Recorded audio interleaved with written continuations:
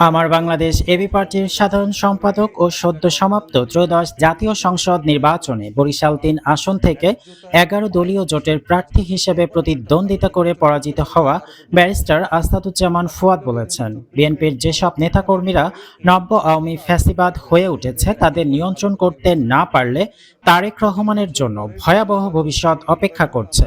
Barishal press club মিলনায়তনে রবিবার বেলা ১১টার দিকে বরিশাল-৩ আসনে নির্বাচনে অনিয়ম, বিশৃঙ্খলা ও হয়রানির বিষয়ে অনুষ্ঠিত সংবাদ সম্মেলনে তিনি আরও বলেন, চর দখলে নির্বাচন করে যারা ক্ষমতায় যাচ্ছেন তারা ২৪-এর অভ্যুত্থান ভুলে যাবেন না।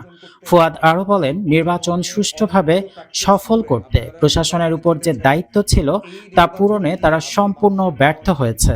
নির্বাচনে প্রশাসন লেভেল প্লেইং ফিল্ড তৈরি করতে পারেনি। ৫৫ বছর পরে এসেও মানুষের কাছে ভোট চাইতে না পারাটা লজ্জার।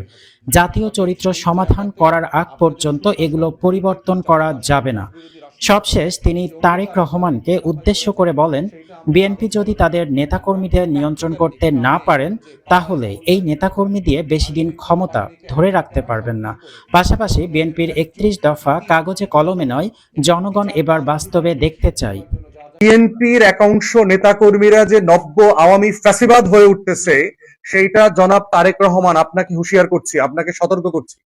আপনি যদি সত্যিই বাংলাদেশ চালাইতে চান, নেতৃত্ব দিতে চান, আপনার এই নব্য আওয়ামী ফ্যাসিবাদ আপনার দলের ভিতরে যারা হচ্ছে তাদেরকে যদি নিয়ন্ত্রণ করতে না পারেন তাহলে আপনি সিভিয়ারলি ফেল করবেন এবং আপনার পতন আওয়ামী লীগের হাসিনার থেকেও খারাপ পতন হবে সামনের দিনগুলোতে। আমরা এই ধরনের সিচুয়েশনে ৬১,০০০ ভোট পাইছি। আপনারা শুধু বিবেচনা করে দেখেন যেই লেভেলের ভয়, টাকা, লেনদেন এই ক্যাম্পেইন আমাকে করতে হয়েছে। সেইখানে আমরা বোধ করছি যে বাংলাদেশকে এই ভয়ের রাজনীতি মুক্ত একটা জায়গা আমরা তৈরি করতে চাই। কেউ কাউকে ভয় দেখিয়ে ভোট দিতে বাধ্য করবে না। ভোট দেওয়ার পরে তার বাড়িতে রামদা পাঠানো হবে না। আজকে সকালে আমার সাথে এসে বাড়িতে লোকজন দেখা করে গেছে, এলাকায় থাকতে পারছে না, রামদা পাঠিয়েছে রাতের বেলা। ছেলেপেলেরা সবাই পলাতক, হাজার হাজার লোকজন পলাতক, বরিশালে ঢাকায় চলে গেছে, স্পিড বোটে বের হয়ে চলে গেছে। লোকদেরকে এরকম শত শত লোকদেরকে আমাদেরকে পার করে দিতে হয়েছে। এটা তো আওয়ামী লীগের সময় আমরা দেখছি। এবং একই লোক, এই বিএনপির লোকজন যারা আজকে গুন্ডামি মাস্তানি করতেছে, এরাই কিন্তু ধান খেতে পাট খেতে গত ১৬ বছর ছিল।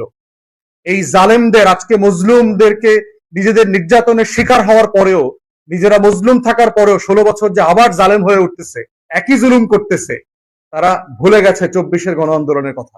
ভোটের পার্সেন্টেজ আর শতাংশের পার্সেন্টেজ যাই হোক, ঢাকার রাজপথ কাঁপায় দেওয়ার মতো শক্তি কিন্তু ঐক্যবদ্ধ বাংলাদেশ জোটের আছে।